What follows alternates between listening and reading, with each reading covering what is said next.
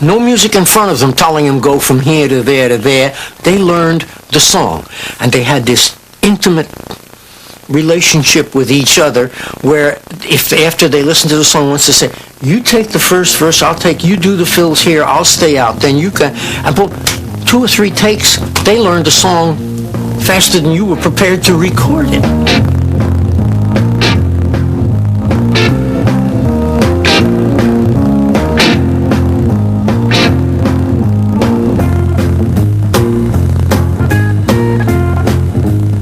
One of the keys to the spontaneity of Stax recordings was its tight rhythm section, Booker T and the MGs.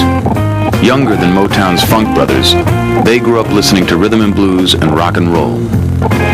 Duck and I, we grew up in a great school called Messick. It was a segregated school, but the only thing we wanted to listen to was Hank Ballard and the Midnighters and Little Richard and Chuck Berry and the Platters, and that's all we wanted to dance to, you know, all those great old songs and stuff. It wasn't until really later, after we had graduated from high school, we first met Booker T. Booker T. Jones hung out in the record shop near the studio and played saxophone and then organ on Stax sessions. And despite the fact that Memphis of the early 60s was very much a segregated city, the Stax studio band was built around the interracial quartet of Cropper, Dunn, drummer Al Jackson Jr., now deceased, and Booker T. Jones. We just looked away from the fact that it had never been done before, and we just did it. We played the black clubs, and we played the white clubs, and we stayed in white hotels, we stayed in black hotels, we ate in white restaurants and black restaurants, and we broke the rules. During the 1960s, the MGs, along with the Stax horn section and the writer-producer team of Isaac Hayes and David Porter, powered a host of artists, including Sam and Dave, Otis Redding, and a singer Jerry Wexler was producing, whose career seemed stalled in New York. Away, I ain't got long to stay. I said I ain't got long to stay. Wilson Pickett sang on a lot of gospel stuff. And one of the things, when he would get into his sort of sanctified groove on the end, you know, he would go, oh, I want to wait till the midnight hour, see my Jesus in the midnight hour, that kind of stuff, you know. So it's kind of an ID for this guy, you know. I would always put that in somewhere in the song, in the midnight hour, in the gospel song. I may meet Jesus, it may be soon in the morning, or it may be in the midnight hour. You see, so that midnight hour thing was kicking around all the time. This there. That's when my love comes tumbling down. Steve Cropper and Wilson Pickett wrote In the Midnight Hour in the Lorraine Motel down the street from Stax during Pickett's first night in town. And the next morning at the recording session, Wexler assured the record's success when he showed the musicians a new dance he'd seen up north. There was a dance in New York that we didn't know anything about in Memphis called the jerk. And so when, you know, if you remember that dance song, we was cutting in the midnight hour, and he came out and he said, well, can you put it in this jerk dance thing? That's how kind of how that delayed two came about. Wexler he was unhappy about something. He said, hey baby, can you just put it here, baby? Kink, put it here, baby. Hey, put it right, kink. I didn't know, what the hell is this man talking about? Al and I just started kind of going with him and just kind of laying back, and I just started playing these backbeats, and it probably was one of the most influential sounds that we had, because we started cutting a lot of records after Midnight Hour hit with what we call a delayed backbeat. Wilson Pickett's deep gospel roots, paired with 1965's dance craze, landed Midnight Hour on the pop charts and paved the way for the even churchier sound of Otis Redding to cross over. Redding had been working as a chauffeur and occasional vocalist for Johnny Jenkins and the Pine Toppers when they recorded at Stax in the fall of 1962. We walked over to the organ and he started singing These Arms of Mine, and I was just really moved by the way he sang it, and I was just mostly listening rather than playing. And I felt the same way the first time I played with him as it did the last time I played with him. The last time I played with him, we were doing Dock of the Bay, and it was always the same with Otis. He always moved me when he sang. Otis Redding came in.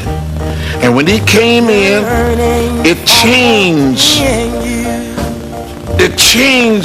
the lyrics and the way that he presented his version of his music, now he wanted it to go, which turned out to be not gravelly like mine and not rhythm and blues like the others. So that's how soul, I feel like, was slowly gotten into.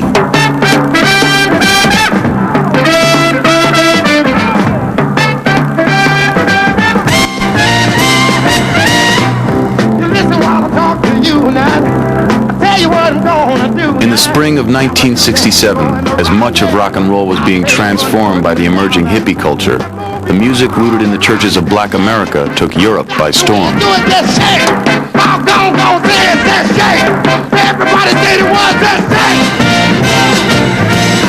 We sold out every place we went. We broke all attendance records. We didn't go into, at that time it was the stadiums, but we were playing the small venues, and we were packing them out because they had never, did that gospel thing.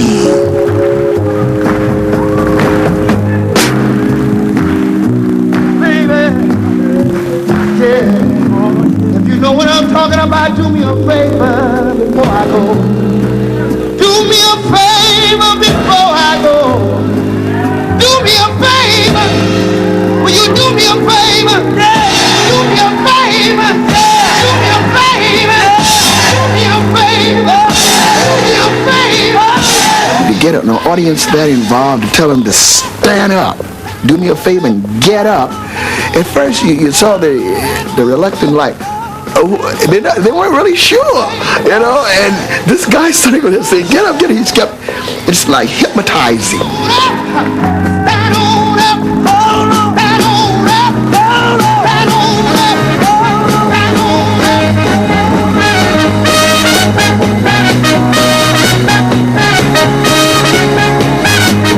We weren't dancers, we would just stand up there shaking it and doing the holy dance. That's something I got out of church.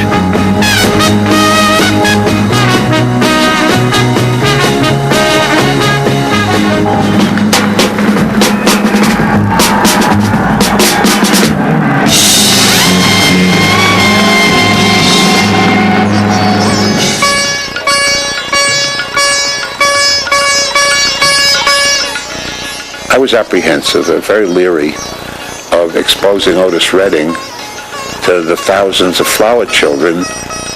And here were the Jefferson Airplane that looked like they were playing with 20-foot Marshall amps, and the Grateful Dead doing their long boogies. And here comes Booker T and the MGs, and they've got their little Sears Roebuck amps and this tiny sound. Thank you so much. All right, now. Well, I don't think we really knew what to expect until we got there. And that was a bit of a shock treatment. What was it?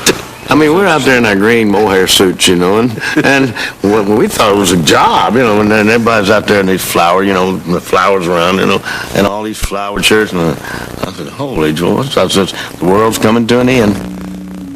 This is the love crowd, right? We all love each other, don't we? Am I right? Let me hear you say yeah, man! Otis Redding crossed over in Monterey. Wexler's apprehensions about the flower children proved unfounded. Redding's version of deep Southern soul touched a nerve in these white kids, and soul music blossomed on the charts alongside Motown and the new psychedelic bands.